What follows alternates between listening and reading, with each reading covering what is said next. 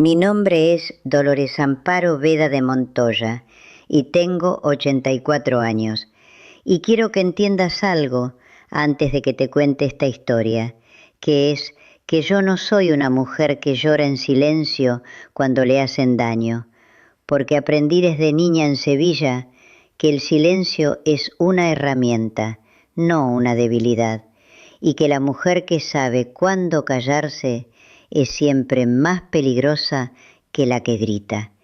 Y yo he sabido callarme toda mi vida en los momentos exactos en que el silencio valía más que cualquier palabra. Y este fue uno de esos momentos, aunque fue el más difícil de todos, porque lo que mis hijos me hicieron no fue solo un robo, fue una declaración de que yo ya no importaba. Y esa declaración fue el error más grande que cometieron en sus vidas, porque yo soy Dolores Amparo Vega de Montoya, y yo nunca he dejado de importar ni un solo día, desde que nací en una casa pequeña en el barrio de Triana, en Sevilla, en el año 1940, con una madre que lavaba ropa ajena y un padre que trabajaba en el puerto, y que me enseñó antes de morir que en esta vida nadie te regala nada, y que todo lo que vale la pena tener hay que ganárselo con las manos y con la cabeza, y con una paciencia que los impacientes nunca podrán entender. Llegué a los Estados Unidos en 1963 con 22 años y una maleta que pesaba menos que mis esperanzas, y un hombre a mi lado que se llamaba Rodrigo Manuel Montoya Fuentes, que era el amor de mi vida y el hombre más trabajador que he conocido jamás, y que tenía en los ojos esa luz particular de los hombres que saben exactamente lo que quieren y están dispuestos a pagar cualquier precio por conseguirlo. Y Rodrigo quería construir algo en este país que fuera completamente suyo, que llevara su nombre y que durara más que él. Y eso fue exactamente lo que hizo durante 47 años de trabajo, que empezó con un pequeño restaurante en Miami que se llamaba La Sevilla y que servía comida española en un barrio donde nadie sabía lo que era el gazpacho, y que fue creciendo año tras año, década tras década, hasta convertirse en Montoya Hospitality Group, que cuando Rodrigo murió hace 6 años era un grupo de hoteles, restaurantes y propiedades comerciales valorado en $380 millones, con operaciones en Florida, Texas, California y Nueva York, y con el nombre de mi marido en la entrada de cada uno de sus establecimientos, porque Rodrigo insistió en eso desde el principio y decía que el nombre era lo único que nadie podía quitarte si lo habías ganado honestamente. Y tenía razón en eso, como tenía razón en casi todo, aunque en lo que no tuvo razón, y me duele decirlo, porque lo amé durante 53 años, fue en la clase de hombres en que se convirtieron nuestros hijos. Tuvimos 4 hijos, que se llaman Alejandro, que tiene 58 años y es el mayor, y Eduardo, que tiene 55, y Rafael, que tiene 52, y el pequeño Sebastián, que tiene 49, y los 4 crecieron en la abundancia que Rodrigo y yo construimos para ellos, con nuestras manos y nuestro sacrificio, y los 4 fueron a las mejores universidades, y los 4 entraron en la empresa cuando terminaron sus estudios, y Rodrigo los fue colocando en posiciones de responsabilidad, porque creía, como yo creía entonces, que la familia es lo único que nunca te traiciona, y que los hijos son la extensión natural de todo lo que un hombre construye, y que darles el negocio era la forma más completa de amor que podíamos expresarles. Rodrigo murió en marzo de 2018 después de una enfermedad que duró 8 meses y que él llevó con una dignidad que todavía me hace llorar cuando pienso en ella, porque Rodrigo nunca se quejó, nunca mostró miedo y nunca dejó de preocuparse por mí, incluso cuando era él quien estaba muriendo. Y la última noche que estuvimos solos, me tomó la mano y me dijo: Dolores, tú eres la más fuerte de los dos, siempre lo has sido. Y yo fingí que no era verdad, porque él necesitaba creer que me estaba protegiendo, pero los dos sabíamos que era verdad. Y cuando cerró los ojos por última vez, me quedé con su mano en la mía durante mucho tiempo en esa habitación silenciosa. Y le prometí que lo que habíamos construido juntos iba a durar y que nadie iba a tocarlo. Y esa promesa la hice en serio y la sigo manteniendo, aunque el camino para mantenerla fue diferente de lo que imaginé aquella noche. El testamento de Rodrigo me dejaba a mí como presidenta del Consejo de Administración de Montoya Hospitality Group, con el 40% de las acciones, y dividía el resto entre los 4 hijos con 15% cada uno. Y esto significaba que yo tenía el control mayoritario de la empresa mientras viviera, y que ninguna decisión importante podía tomarse sin mi aprobación. Y Rodrigo lo había estructurado así deliberadamente, porque me conocía y sabía que yo era la única persona en esta familia capaz de proteger lo que habíamos construido. Y en ese momento, todos mis hijos estuvieron de acuerdo con el testamento y me abrazaron en el funeral y me dijeron: mamá, no te preocupes, que aquí estamos nosotros.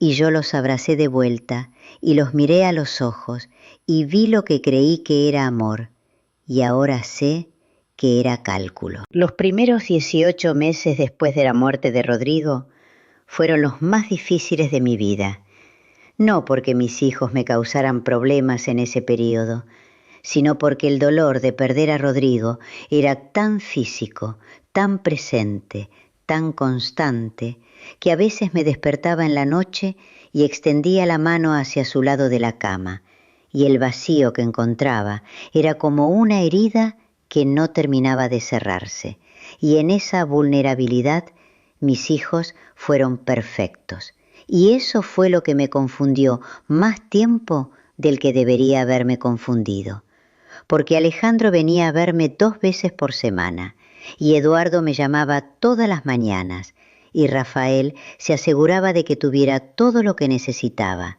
y Sebastián me llevaba a misa los domingos, y durante esos 18 meses yo creí que el dolor de perder a Rodrigo nos había unido como familia, y que sus hijos habían madurado en el momento en que más los necesitaba, y esa creencia fue el terreno sobre el que construyeron lo que vinieron después a hacer. El primer indicio de que algo estaba mal llegó 19 meses después de la muerte de Rodrigo, cuando mi contable personal, una mujer llamada Patricia Morales, que llevaba 20 años trabajando conmigo y que era tan leal como el mármol, me llamó un martes por la mañana y me dijo: «Señora Dolores, necesito verla hoy».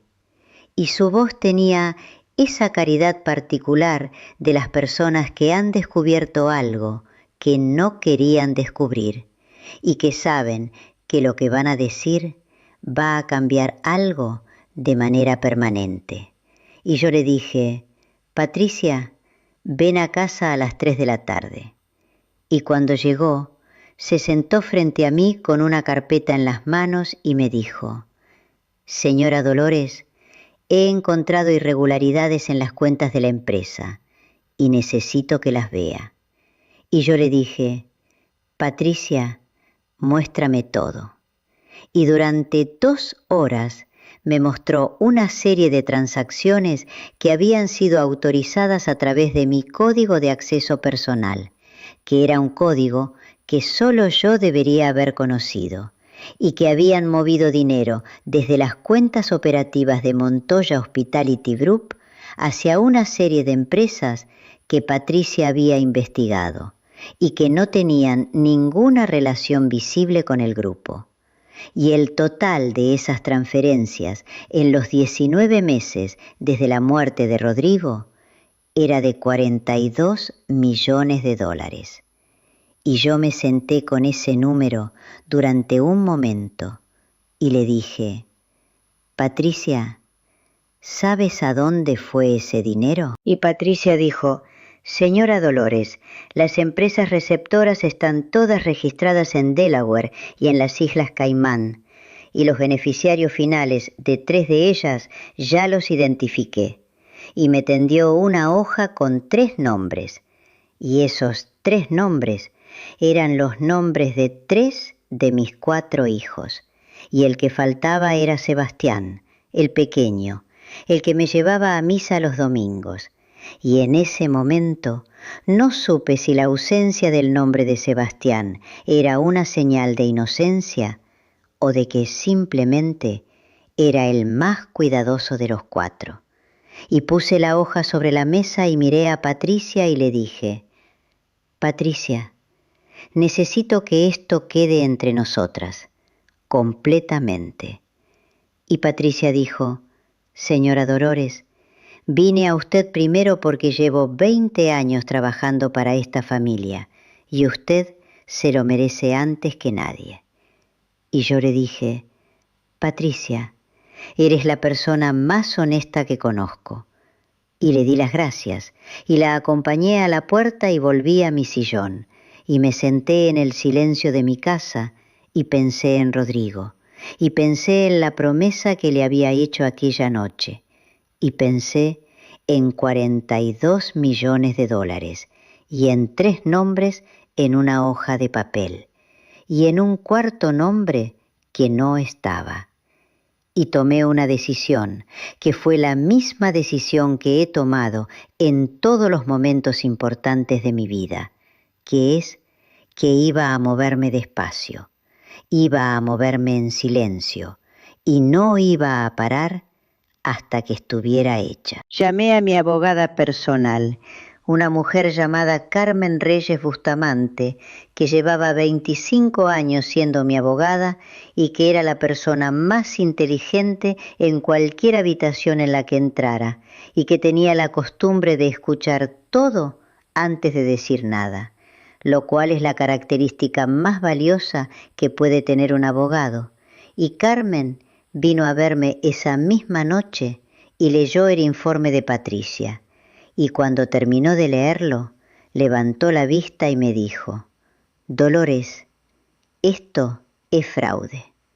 Y yo le dije: Carmen, lo sé. Y ella dijo: ¿quieres ir a la fiscalía ahora? Y yo le dije: Carmen, no, todavía. Y Carmen me miró con la expresión de alguien que ya sabe lo que viene y dijo: ¿qué quieres hacer primero? Y yo le dije: Carmen, quiero saber todo. Quiero saber cuánto han tomado. Quiero saber cómo lo han hecho. Quiero saber si Sebastián está involucrado. Y quiero tener cada prueba tan completa y tan irrefutable que cuando me mueva no haya ningún lugar donde puedan esconderse. Y Carmen asintió y dijo: Dolores, conozco a un investigador que necesitas. Y dijo que se llamaba Marcos Ibáñez y que era el mejor en lo que hacía y que había trabajado en casos corporativos en España y en los Estados Unidos y que encontraba cosas en los lugares donde otras personas solo veían paredes. Y yo le dije: Carmen, llámalo mañana a primera hora. Y Carmen dijo: ya tengo el teléfono en la mano. Y yo dije: Carmen, una cosa más. Y ella dijo: sí. Y yo dije: no le digas a nadie que estamos haciendo esto. Y Carmen dijo: Dolores, llevo 25 años siendo tu abogada. ¿Cuándo te he fallado? Y yo dije nunca. Y ella dijo exactamente. Y se fue. Y yo me quedé sola en mi casa con el silencio de Rodrigo alrededor de mí como siempre. Y le hablé en voz baja, como hago cuando estoy sola. Y le dije, Rodrigo, voy a necesitar toda la paciencia que me enseñaste. Y creo que en algún lugar él me escuchó, porque esa noche dormí mejor que en meses y desperté con la claridad de una mujer que sabe exactamente lo que tiene que hacer. Marcos Ibáñez llegó a mi casa 3 días después y era un hombre de 50 y tantos años con unos ojos tranquilos que procesaban todo sin que su cara revelara nada y que me recordó a Rodrigo en eso, porque Rodrigo también tenía esa calidad de recibir información sin reaccionar hasta que había pensado completamente lo que quería decir. Y Marcos se sentó y leyó el informe de Patricia y me hizo preguntas durante 1 hora, preguntas precisas y específicas que me dijeron que ya estaba pensando en el problema de una manera que yo no había considerado. Y al final le dije, Marcos, ¿cuánto tiempo necesitas? Y él dijo, señora Montoya, dame 3 semanas. Y yo dije, Marcos, tienes 2. Y él sonrió ligeramente y dijo, de acuerdo, y se fue. Y yo pasé esas 2 semanas comportándome con mis hijos exactamente como siempre me había comportado, lo cual requirió una actuación que ningún actor de Hollywood podría haber mejorado. Porque Alejandro vino a verme el martes siguiente y me trajo flores, como hacía siempre, y me habló de la empresa con esa confianza tranquila de un hombre que cree que tiene todo bajo control. Y yo le serví café y le escuché y le hice preguntas sobre los hoteles de Texas y le dije que me alegraba de que las cosas fueran bien y lo acompañé a la puerta y lo vi alejarse por el camino de entrada y pensé que el hombre que acababa de tomar café en mi cocina había autorizado transferencias de mi dinero a sus cuentas mientras yo estaba de luto por su padre. Y volví adentro y seguí esperando, porque la espera era la herramienta más importante que tenía. Marcos Ibáñez volvió en 16 días, 4 días antes del plazo que le había dado, y su informe tenía 147 páginas y comenzaba con una frase que todavía recuerdo palabra por palabra, que era: Señora Montoya, lo que sus hijos han construido dentro de su empresa es más sofisticado de lo que el informe inicial sugería, y lo que encontré es peor en alcance y más complejo en estructura de lo que nadie habría anticipado desde fuera. Lo que Marcos había descubierto era esto: Alejandro, Eduardo y Rafael habían estado coordinando el fraude desde hace 26 meses, que era 7 meses antes de que Rodrigo muriera, lo que significaba que habían comenzado a planear esto mientras su padre todavía estaba vivo y enfermo, y ellos estaban sentados a su cabecera haciéndose pasar por hijos devotos. Y ese detalle específico fue el que más me costó procesar de todo el informe, porque robarle a una madre viuda es una cosa, pero planear el robo mientras el padre agoniza en una cama de hospital es otra cosa completamente diferente que no tiene nombre en ningún idioma que yo conozca. La estructura que habían creado usaba mi código de acceso personal que habían obtenido instalando un programa de captura de teclas en mi ordenador personal durante una visita de Eduardo a mi casa 18 meses atrás, en una tarde en que Eduardo se había ofrecido a ayudarme a actualizar el sistema operativo, porque yo no entendía bien esas cosas tecnológicas. y Eduardo había usado ese momento de confianza para instalar el programa que capturó mi código de acceso y se lo envió automáticamente a un servidor externo. Y con ese código habían autorizado transferencias que salían de las cuentas de Montoya Hospitality Group hacia las empresas fantasma registradas en Delaware y en las Islas Caimán.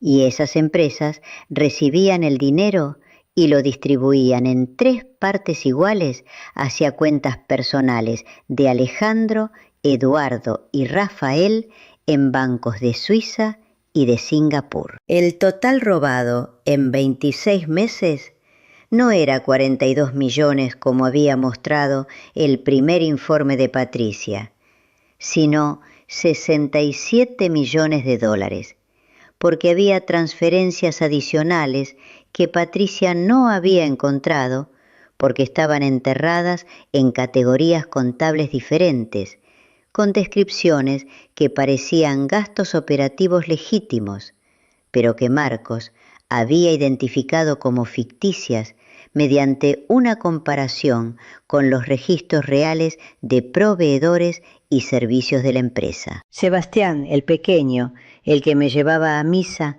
no aparecía en ninguna de las transferencias y Marcos había investigado sus finanzas personales con el mismo detalle que había investigado las de los otros 3 y no había encontrado ningún beneficio directo del fraude hacia Sebastián, pero sí había encontrado algo que era diferente y que era igualmente importante, que era que Sebastián sabía lo que sus hermanos estaban haciendo, porque Marcos había recuperado comunicaciones entre los 4 hermanos de hace 18 meses, en las que Alejandro explicaba el plan a Sebastián, y Sebastián respondía que él no quería participar directamente, pero que tampoco iba a decir nada.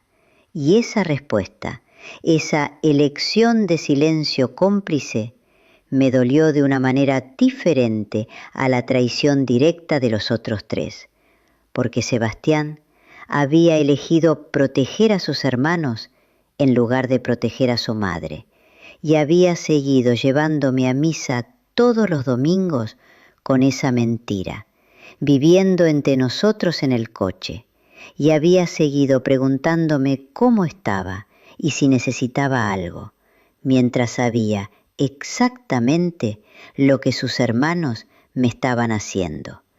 Y ese tipo de traición tiene un sabor particular, que es el sabor de algo que parecía amor y no lo era. Llamé a Carmen Reyes esa misma noche y le dije: Carmen, Marcos ha terminado y necesito verte mañana a primera hora.